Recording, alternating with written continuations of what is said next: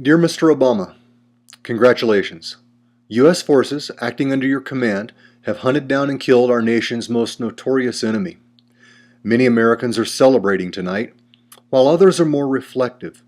But I think most of us agree that Osama bin Laden had to be brought to account for his crimes against this country, as well as those he committed against others around the world. Now, as the excitement begins to wane, it's time to begin contemplating what next.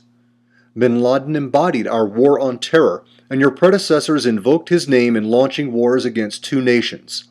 In one case, we invaded a country innocent of any involvement in the attacks of September 11, 2001, and have, in the course of prosecuting that war, killed in excess of 100,000 civilians. In the other instance, there is reason to question just how guilty the ruling regime was of harboring and/or aiding al-Qaeda, and there is no doubt whatsoever about the role U.S. foreign policy played in destabilizing that culture over the past 30 years. In sum, we created Osama bin Laden. We created Saddam Hussein. We trumped up the rationale for an illegal invasion and occupation of Iraq. And these counts are barely the beginning of the lengthy indictment of American misbehavior in that region of the world. We might take a measure of satisfaction in the death of Osama bin Laden, who was an objectively terrible human being, but cold analysis of the facts surrounding the last century of our foreign policy ought to leave us feeling a bit like Victor Frankenstein. There wouldn't have been any need to kill the monster if we hadn't created it in the first place. Still, as we say these days, it is what it is. Mr. President, a few years back your predecessor found himself asserting that in the wake of the 2004 elections, he had earned some political capital, and he meant to spend it.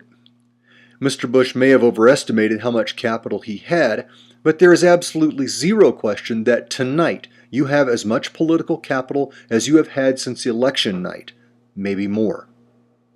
This is fortunate, because you've taken quite a beating since your inauguration. You campaigned on the theme of change we can believe in, but the reality is that your first couple of years have felt awfully familiar.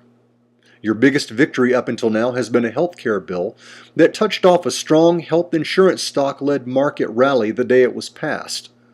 This is because it benefited the very interests it was supposed to curtail. You've been accused of negotiating an approach that believes in surrendering before the fight even begins, and most of the people who seem to reject these criticisms are people who are profiting from your actions.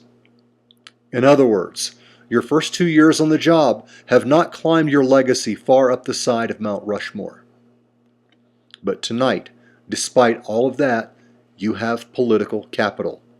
You have brought down a vile mass murderer who eluded the smack-talking, all-hat, no-cattle George Bush, the man who declared mission accomplished, ironically enough, 8 years to the day before your momentous announcement last night. You also managed to time the breaking of the story so that it slapped down this week's episode of The Apprentice.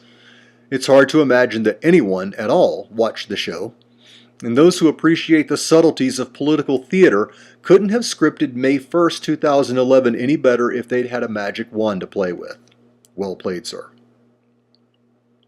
So, how are you going to invest your political capital? There's surely much that needs doing. For starters, we have a lot of servicemen and women who need to come home.